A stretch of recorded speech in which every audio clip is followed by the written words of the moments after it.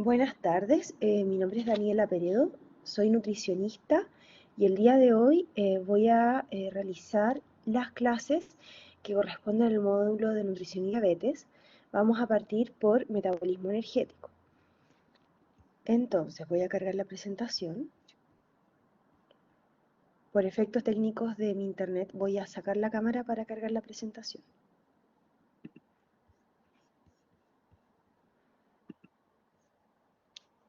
Sí.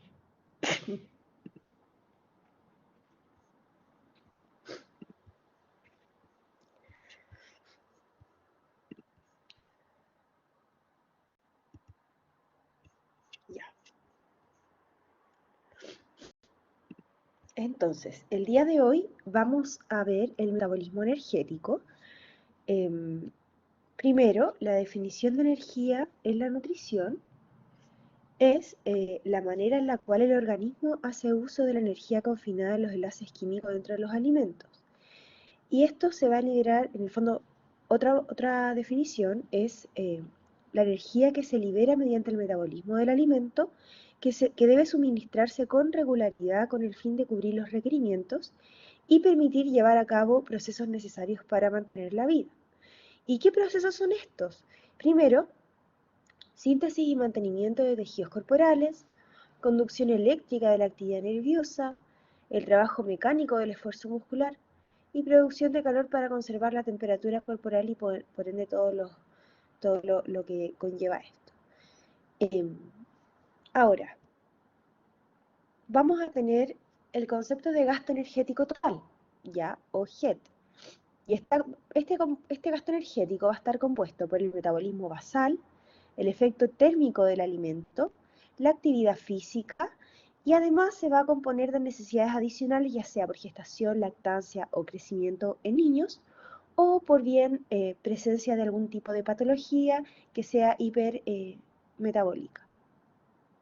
Entonces, vamos a tener primero el metabolismo basal, ya, que es el primer aspecto que vimos aquí, ¿ya? Este metabolismo basal va a ser la energía necesaria para mantener las funciones corporales normales y homeostasis, o sea, es la energía mínima que es compatible en el fondo con la vida, ¿ya?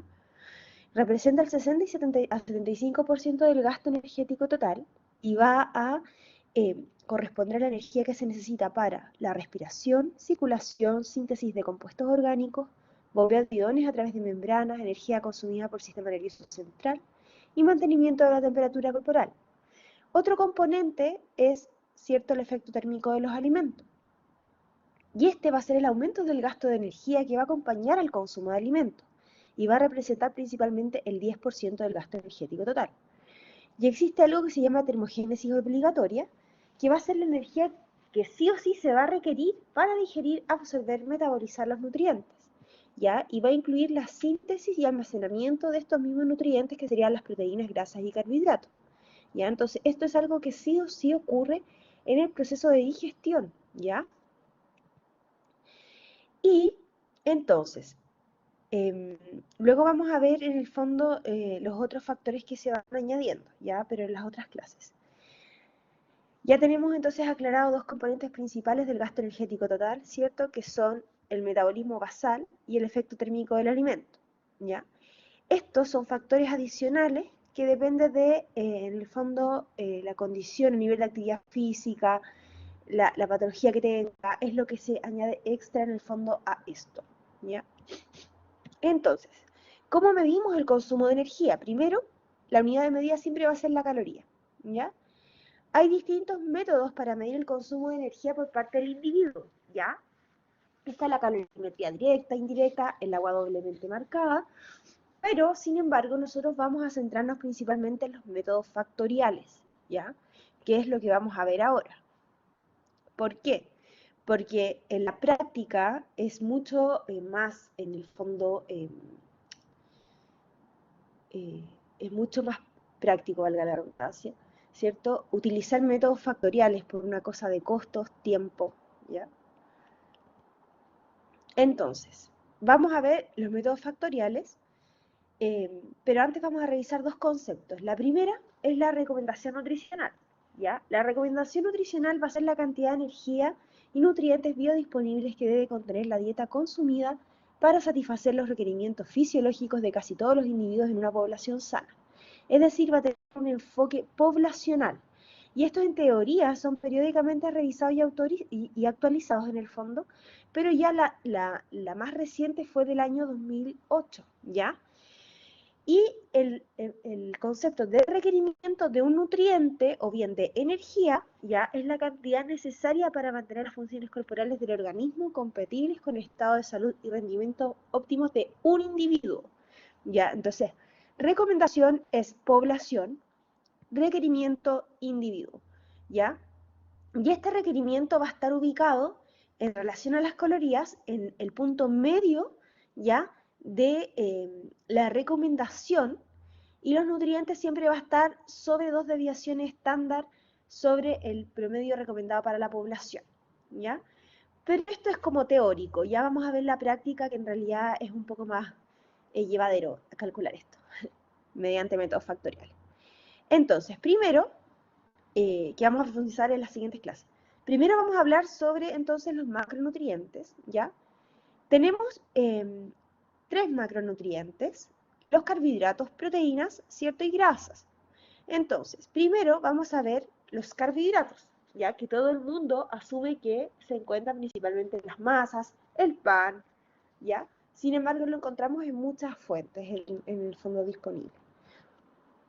Primero, los carbohidratos se van a, aquí está su forma molecular en el fondo, se van a clasificar según el número de unidades elementales en monosacáridos, que es una unidad elemental, o sea, uno de estos, ¿ya? Disacáridos, 2 de estos, y polisacáridos, 3 o más, ¿ya? Además, también se pueden, obviamente depende del número de unidades elementales, en el fondo, la facilidad, velocidad de digestión y absorción, ¿ya? Y también va a depender del tamaño molecular, pueden ser simples, complejos, y también se pueden clasificar según la digestibilidad. Por ejemplo, en simples tenemos el azúcar, y en complejos tenemos la fibra, ¿ya?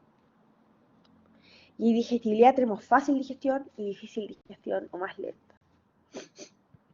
Entonces, primero vamos a tener los monosacáridos, ¿ya? Los monosacáridos son carbohidratos sencillos, están constituidos por una única cadena y se nombran agregando la terminación osa al número de carbonos. Entonces vendríamos a tener la glucosa, la fructosa y la galactosa, ¿ya? Estos son sólidos, incoloros, dulces, cristalinos, solubles en agua de rápida absorción, ¿ya? Y los disacáridos se van a componer de 2 carbohidratos simples, es decir, tenemos entonces los carbohidratos simples que son la glucosa, fructosa y galactosa. La sacarosa va a estar compuesto, que es el azúcar de mesa, por glucosa y fructosa. La lactosa por glucosa y galactosa, que encontramos principalmente en los lácteos. Y la maltosa por 2 moléculas de glucosa. Y vamos a tener los polisacáridos, que son aquellos que se componen por más unidades elementales, ¿ya? Y son más complejos, están formados por numerosas moléculas de carbohidratos y no son solubles en agua. Y aquí vamos a tener el almidón, la celulosa, que se encuentran ambos principalmente en el reino vegetal, y el glucógeno, que se encuentra principalmente en el reino animal. El almidón es el almacenamiento de glucosa en plantas. Ya tenemos la amilosa, que se compone en el fondo del almidón, se va a componer de la amilosa y la amilopectina, ¿ya? La amilosa va a ser un polímero lineal y la amilopectina va a estar ramificada y es la más abundante y se encuentra en el 75% de los cereales, ¿ya? Y el almidón se va a encontrar en el endospermo en los cereales, ¿ya? Tenemos la celulosa, que en el fondo es el compuesto más abundante en la vegetación, y el glucógeno, que va a almacenar la glucosa en los tejidos animales, ¿ya? Es más hidrosoluble que el almidón vegetal, y se puede degradar o disminuir su cantidad durante los procesos de cocción, ¿ya? La clasificación según digestibilidad tenemos los no digeribles, como la celulosa, hemicelulosa, pectinas, gomas y mucílagos, los digeribles, como el almidón, dextrinas y glucógeno, y los parcialmente digeribles, que principalmente se utilizan sobre todo la inulina como fibra dietaria, ¿ya? De hecho, hay muchos alimentos que refieren altos en fibra, por ejemplo, como el pan perfecto, que le añaden de forma artificial inulina para que en el fondo tenga un mayor contenido de fibra. Y aquí vamos a entrar al concepto de fibra, como bien lo mencionaba. Ya hace referencia a la porción de alimentos, especialmente de origen vegetal, que no son hidrolizados por las enzimas del tracto gastrointestinal. Es un grupo de sustancias que van a permanecer sin ser modificadas hasta el hilio, pero que son hidrolizadas parcialmente por las bacterias del colon. Y esta digestión parcial va a producir gases como hidrógeno, dióxido de carbono, metano, agua y ácidos grasos de cadena corta como el acetato, propionato y butirato. ¿Y por qué menciono esto? Porque estos ácidos grasos de cadena corta van a ser un principal sustrato para el colonocito, por ejemplo, va a potenciar en el fondo, mantención de la flora intestinal saludable o apropiada para nosotros, ¿ya? Y además tiene efectos a nivel hepático, por ejemplo, al ser protector de la insulinoresistencia, entre otras cosas. Y aquí tenemos entonces la clasificación de los tipos de fibra, porque si bien tenemos la fibra como concepto propiamente tal, vamos a tener la soluble y la insoluble. La soluble es la que fermenta totalmente en el colon y la insoluble la que fermenta parcial. Entonces, ¿cuál es la diferencia? Por ejemplo, la soluble va a permitir que las heces sean blandas, por ejemplo, ¿ya? Y bueno, acá tenemos la clasificación de los tipos de fibra, que en realidad eso no es necesario que se lo aprendan, ¿ya? Y aquí tenemos las fuentes. Porque claro, uno dice, ya, ¿y dónde encuentro este tipo de fibra? La fibra soluble va a estar presente principalmente en el salvado de avena, las frutas, verduras y en los porotos, por ejemplo. Y la insoluble en el trigo entero, es decir, aquel trigo que no está refinado, granos de cereales sin refinar, las papas y las cáscaras de manzanas y peras, por ejemplo. ¿Ya? Entonces, como mencionaba, la fibra soluble va a permitir, por ejemplo, que las heces sean más blandas y de fácil evacuación. ¿Ya? Y va a favorecer la producción mayor también de estos ácidos grasos de cadena, o sea, de estos gases, el acetato, propionato y butirato. Entonces, aquí tenemos las propiedades. La fibra soluble va a retener agua, ¿ya? Va a formar geles, lo cual va a ser muy positivo, sobre todo en la alimentación, por ejemplo, de pacientes, ya que tienen mucha ansiedad o bien pacientes que están en un programa de tratamiento de control de peso, ¿ya? Van a retardar el vaciamiento gástrico, por ende va a aumentar también la viscosidad del contenido gastrointestinal, ¿ya? Y al retardar el vaciamiento gástrico prolonga la sensación de saciedad post ingesta.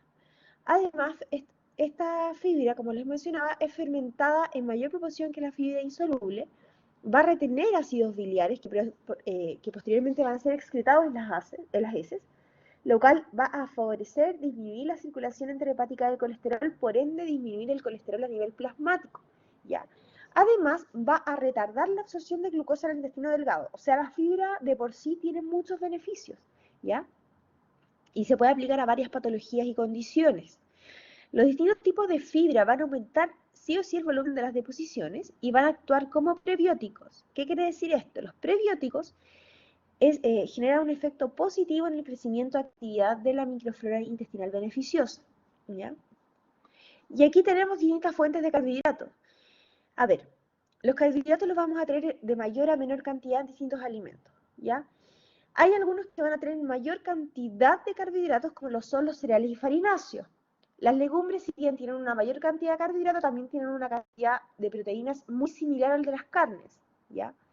Luego vamos a tener, por ejemplo, granos y semillas, las frutas y luego vienen las verduras, ¿ya? Eso también lo vamos a ver más adelante. Ahora vamos a ver las proteínas. Esta es la estructura principal de las proteínas, ya está caracterizada por su secuencia de aminoácidos y su conformación tridimensional. En el fondo, las proteínas digamos que va a ser la muralla y los aminoácidos van a ser estos pequeños ladrillos que van a conformar estas proteínas, ¿ya? Y vamos a tener distintas estructuras, ¿ya? La estructura básica de un aminoácido va a ser esta, ¿ya? Es un carbono alfa al cual se le añade un grupo amino, un grupo carboxilo y una cadena radical, y estas cadenas radicales, que son cadenas laterales de distinta composición, van a determinar qué tipo de aminoácido es, ¿ya? Entonces, tenemos la primaria, que es una secuencia de aminoácidos, la secundaria y terciaria, que va a ser una ordenación tridimensional de esta cadena polipeptídica, y cuaternaria, que son varias cadenas polipeptídicas juntas. Y aquí tenemos la imagen. Entonces, está la estructura primaria, secundaria, terciaria y cuaternaria. Y aquí vamos a tener 3 tipos de aminoácidos, ¿ya? Tenemos los esenciales, semiesenciales y no esenciales. Dentro de los no esenciales está la tirosina y cisteína, que sí van a ser esenciales en el prematuro. Permiso. Tengo un poco de alergia. Ya, entonces, los esenciales son aquellos que no pueden ser sintetizados por el cuerpo, es decir, tenemos que obtenerlo de una fuente externa. ¿Y cuál es esta fuente externa? Los alimentos, ¿ya? Los semiesenciales son aquellos que pasan a ser esenciales en algunas etapas del crecimiento, como la arginina y histiidina, y que luego de que ya pasa este periodo de crecimiento, pasan a ser no esenciales, ¿ya? Y los no esenciales son aquellos que nuestro cuerpo puede sintetizar. Bueno, y estos aminoácidos o ladrillitos son necesarios para la síntesis proteica, crecimiento, reparación tisular, entre múltiples otras funciones que tenemos aquí, ¿ya? Las funciones de las proteínas son a nivel estructural, es decir, forman tejido muscular, la matriz de colágeno de los huesos, portan información genética, ¿ya? Formación de anticuerpos, función de transporte, por ejemplo, la albúmina que transporta vitaminas, también tenemos hormonas y fármacos, la presión oncótica, donde está la albúmina, producida por el hígado, ¿ya? La cual se encarga de mantener una adecuada presión oncótica a nivel vascular, ¿ya? Lo cual evita la salida de líquido al espacio y el compartimiento intersticial, ¿ya? También funciones enzimáticas, ¿ya? Y pueden actuar como hormonas como la famosa insulina, ¿ya? Que yo creo que ya han visto bastante. Y vamos a tener algunos tipos de proteínas, por ejemplo la creatina, se va a sintetizar a partir de 3 aminoácidos, la glicina, arginina y metionina. Esta creatina va a formar parte de la fosfocreatina, que va a ser una reserva energética muscular, ¿ya? Que se utiliza principalmente para la exigencia muscular de alta intensidad y corta duración, por ejemplo, el levantamiento de pesas, ¿ya? Excreción va a estar relacionada 100% con la masa muscular, ¿ya? Luego vamos a tener la albúmina, que es sintetizada principalmente en el hígado, tiene una vida media de 20 días, su concentración plasmática va a depender de su tasa de síntesis y va a disminuir con estrés metabólico, hipotiroidismo e insuficiencia hepática, por lo cual pasa a estar invalidada como en el fondo indicador. Ya, la proteína dietaria va a ser la única fuente de aminoácidos esenciales, como les mencionaba, ¿ya? Y el valor biológico del aminoácido va a estar determinado por la eficiencia de utilización en crecimiento y se correlaciona con el porcentaje de aminoácidos esenciales. O sea, una proteína que es de mayor valor biológico quiere decir que sus aminoácidos, ¿ya?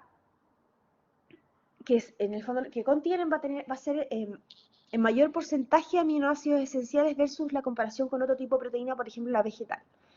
Lo cual no quiere decir que una proteína vegetal o la alimentación que venga del mundo vegetal va a ser en el fondo no completa a nivel de aminoácidos, ¿ya? Sino ahí hay que ver estrategias para complementar los distintos aminoácidos que va a tener los distintos alimentos, ¿ya?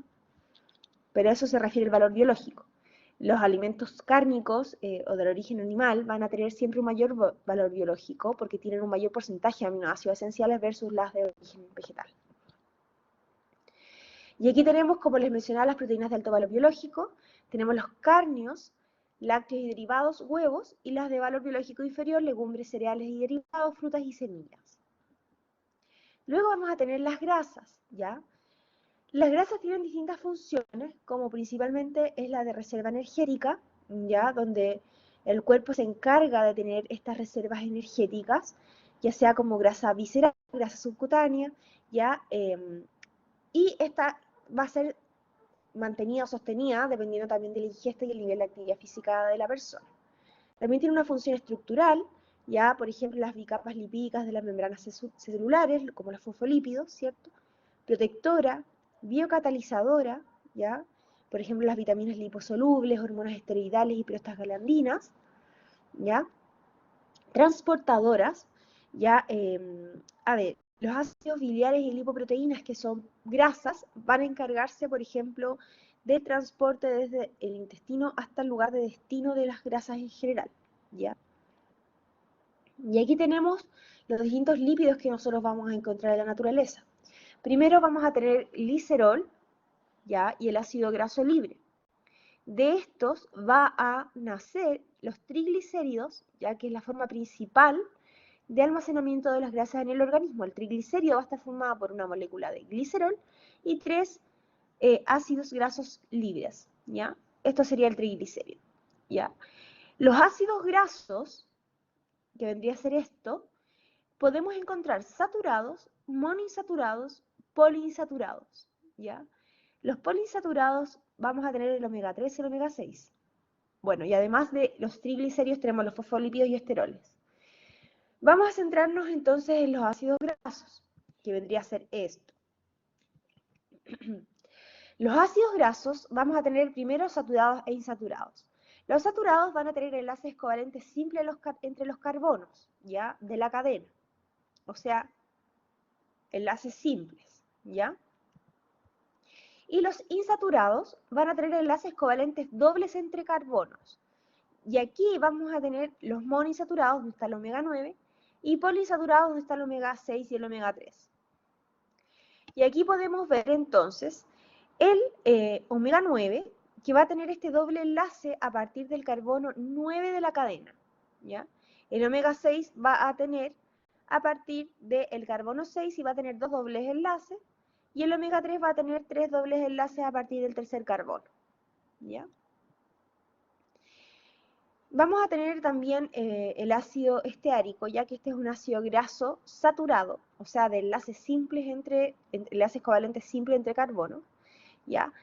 Son estables y sólidos a temperatura ambiente y van a predominar en alimentos de origen animal y en algunos alimentos de origen vegetal, como el aceite de coco y el aceite de palma, por ende, son sólidos a temperatura ambiente, ¿ya? A nivel de metabolismo, van a reducir la expresión de la enzima colesterol aciltransferasa, perdón, que es la enzima clave en la esterificación del colesterol intracelular, es decir, que van a incrementar la proporción de colesterol libre en el hígado. Y además de esto, va a disminuir la síntesis de receptores de la lipoproteína de alta densidad, ¿cierto? O sea, de baja densidad, perdón, y que se encarga de incorporar el colesterol a la célula permitiendo su catabolismo, es decir, disminuye el catabolismo y eleva la concentración de las LDL. Por ende, este ácido graso saturado no es muy favorable a nivel de metabolismo graso, ya que va a aumentar la proporción de colesterol libre en el hígado y va a disminuir el catabolismo de las LDL, por ende se va a elevar su concentración a nivel plasmático. El ácido oleico es un ácido graso monoinsaturado, o sea, tiene un doble enlace en la molécula. Tenemos fuentes alimentarias como el aceite de oliva, aceitunas, palta, almendras, avellanas, nueces y maní. Y a nivel de metabolismo van a aumentar la actividad de la CAT, por ende va a aumentar la síntesis de receptores de LDL, por ende va a disminuir la concentración de LDL a nivel plasmático. Además va a aumentar el colesterol HDL, ya que va a aumentar la síntesis de la ApoA1, que es una proteína de membrana de esta molécula. Y además, sumado a todos estos aspectos que mencioné, tiene baja heterogenicidad, es decir, es menos propensa a la oxidación. Luego vamos a tener el omega 6 y el omega 9, que son ácidos grasos poliinsaturados, ¿ya? El ácido linoleico, entonces omega 6, y alfa-linolénico, que es el omega 3. Tienen 2 o más dobles enlaces, son fácilmente oxidables proporcionalmente al número de dobles enlaces, ¿ya?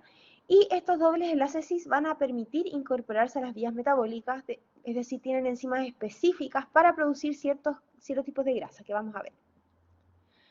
Entonces, acá tenemos el omega 9, que va a producir ácido eicosapentaenoico, pero ¿en qué yo me quiero centrar? Tenemos aquí el omega 6 y el omega 3. Ya ambos ácidos grasos van a pasar por procesos de desaturación, elongación, desaturación nuevamente, y van a surgir entonces del ácido linoleico omega 6, el ácido araquidónico, y del linolénico, el omega 3, va a surgir el ácido eicosapentaenoico, ¿ya?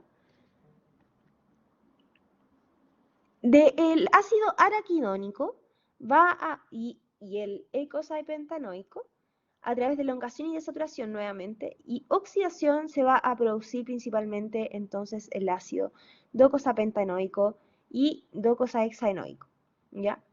Ya, esto parece como chino, pero ¿qué es importante de esto? Que ambos ácidos grasos van a pasar por procesos similares, procesos enzimáticos similares, para producir araquidónico, el EPA y el DHA, ¿ya? Y estos van a tener funciones muy importantes a nivel de metabolismo, que vamos a ver. El araquidónico, entonces, que es el principal, ¿cierto? Este de aquí, tiene un efecto regulador de la homeostasis vascular y celular, ¿ya? Va a originar productos metabólicos, ya como tromboxanos 2, que son agregantes plaquetarios y vasoconstrictores. A nivel de endotelio vascular, va a producir siempre se me confunde, perdón chicos, prostaglandinas 2 y prostaciclina 2, que son antiagregantes plaquetarios y vasodilatadores. Y a nivel de leucocitos va a producir leucotrienos 4, que es proinflamatorio. Entonces, este ácido araquidónico tiene funciones tanto beneficiosas como también no tan beneficiosas, ¿ya? El EPA va a regular la homeostasis vascular y celular. Va a originar productos metabólicos en las plaquetas, que son biológicamente inactivos, a nivel de endotelio, antiagregante plaquetario y vasodilatador, y al nivel de leucocitos, antiinflamatorio, ¿ya? Entonces el EPA va a ser súper buen elemento dentro de esta homeostasis vascular y celular. Es protector cardiovascular, ya que va a inhibir la secreción de LDL por parte del hígado, por ende va a disminuir la concentración de LDL a nivel plasmático, es hipocolesterolémico, hipotrigliceridémico, es vasodilatador, hipotensor y antitrombótico. Y el DHA ya tiene funciones a nivel de fluidez de membrana, ya, formación y desarrollo del sistema nervioso y en especial del cerebro en el periodo pre y postnatal, y bueno, de la visión también, y agudeza visual. ¿Y cuáles son las fuentes? ¿Ya? Porque estos grasas tenemos que consumirlas de manera exógena, ¿ya? Primero, el omega 3 lo vamos a obtener del aceite de soya, canola, linaza, nueces, ¿ya? Y el EPA y DHA de vegetales y animales marinos como peces grasos principalmente y algas marinas, ¿ya? Finalmente lo que tenemos que buscar es el DHA, ¿ya? Y el EPA. Y aquí tenemos la composición porcentual de algunos aceites, ya, perdón si se ve muy pixeleado, ya, ay.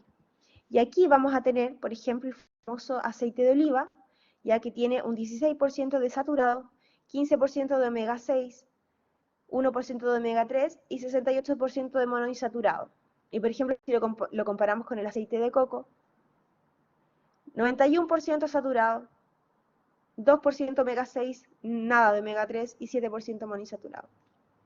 Generalmente uno recomienda la dieta mediterránea el uso de aceite de oliva y el de canola, que también es un buen elemento. Y vamos a tener el concepto de grasas hidrogenadas, los enlaces cis y trans. Estos enlaces, a ver, hay un proceso que se llama hidrogenación, que es la incorporación de hidrógeno al doble enlace del ácido graso insaturado en los aceites líquidos. Este proceso es parcial y es industrial para modificar las características físicas y sensoriales.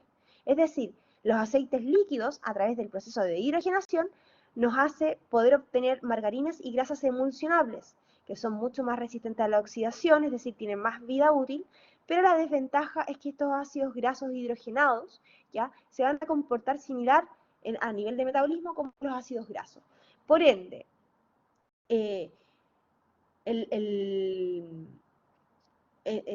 por ejemplo, en la práctica, si nosotros tenemos mantequilla y margarina, principalmente uno ya sabe que la margarina es a través de un proceso industrializado, ¿cierto? Donde se añade, se modifica la molécula de la grasa, ¿ya? Por ende tiene un comportamiento similar al ácido graso saturado. Si ustedes se fijan, aquí está de forma natural el enlace cis y aquí está el trans, que es cuando se añade este doble enlace entre carbono. Ahora, en este caso, como les mencionaba, si tenemos la margarina y la mantequilla, finalmente uno va a coincidir en que la mantequilla, independiente de que sea de origen animal, ¿ya? Tiene menos procesos industriales, por ende es más saludable dentro de todo, ¿ya? Porque es un ultra mega hiper procesado, ¿ya? Y va a depender de la cantidad también que se utilice. Y vamos a terminar con los esteroles, ¿cierto? Donde tenemos el colesterol, que es el esterol de origen animal más importante, es una molécula anfipática, es un componente de las membranas celulares y el cuerpo, hay un componente endógeno de, una producción endógena de 800 a 1500 miligramos al día. Y la recomendación de la ingesta diaria es máximo 300 miligramos diarios, ¿ya? Es decir, cuando un paciente muchas veces tiene un colesterol elevado, no siempre es debido a la ingesta dietaria, ¿ya? Entonces ahí uno tiene que empezar a descartar primero, obviamente, con la alimentación, un tratamiento farmacológico, ver si cambia hábitos y esto se mantiene, empezar a evaluar componentes genéticos o que el paciente sea productor endógeno exagerado de colesterol. Bueno, y el colesterol va a ser un precursor de hormonas esteroidales, como glucocorticoides, tenemos el cortisol, tenemos la aldosterona y corticosterona, tenemos estrógenos, progesteronas y andrógenos, las sales biliares y la síntesis de vitamina D. Es decir, el colesterol es importante, ¿ya? Y aquí, como les mencionaba, la homeostasis del colesterol. Tenemos la dieta, ¿ya? El colesterol intracelular y la biosíntesis. Este colesterol intracelular va a ser de uso metabólico, pero además también se va a secretar a través de la bilis. Gracias a la fibra soluble sobre todo, se va a formar una secuestro en el fondo de estas sales biliares y va a ocurrir una excreción fecal, pero sin embargo igual hay una pequeña recaptación que va a nuevamente formar parte del colesterol intracelular. Luego tenemos los micronutrientes, donde tenemos las vitaminas, ya tenemos liposolubles e hidrosolubles, hay que tener ojo. Las hidrosolubles cuando son suplementadas en exceso en realidad no conllevan un riesgo, ya que al ser hidrosolubles el exceso se va a eliminar mediante la orina. Sin embargo, las liposolubles, si bien tienen funciones antioxidantes, en exceso y mal controladas pueden ser preoxidantes, ¿ya? Y componentes del estrés oxidativo. La deficiencia de vitaminas se da por una ingesta inadecuada de alimentos, ¿ya? Que puede ser deficiencia primaria de alimentos, es decir, que la gente no puede acceder a los alimentos previamente tal, o a, por ejemplo, mal almacenamiento o la técnica culinaria. También puede ser a insuficiencia nutricional, que son, por ejemplo, las dietas hipocalóricas crónicas, menos de 1200 calorías definidas en el tiempo, problemas dentales que permiten que el paciente no pueda consumir alimentos en consistencia normal.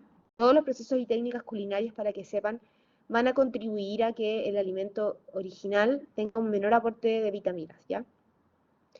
También esta deficiencia va a depender de la digestión o absorción inadecuada, por ejemplo, la enfermedad celíaca, la desnutrición, el alcoholismo, aumento de requerimientos, ya sea por actividad física, crecimiento, embarazo, lactancia, aumento de pérdidas por excreción de vitaminas hidrosolubles o enfermedades metabólicas donde hay momentos, por ejemplo, en que los requerimientos de ciertas vitaminas están aumentados.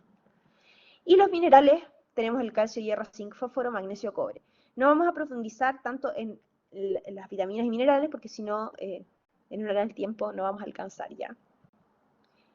Y aquí yo dejo esta imagen ya donde tenemos los alimentos versus los suplementos en cápsulas comprimidos ya. La evidencia dice que si bien muchas veces es necesario suplementar a un individuo, ¿cierto?, de manera farmacológica con vitaminas y minerales,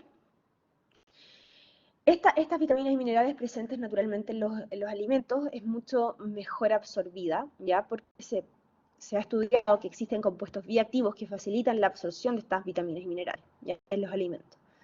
Entonces, si bien el tema de los comprimidos y cápsulas es una buena alternativa, sobre todo cuando es necesario, ¿ya? No hay que dejar de lado que la alimentación equilibrada es la base, ¿ya? Gracias.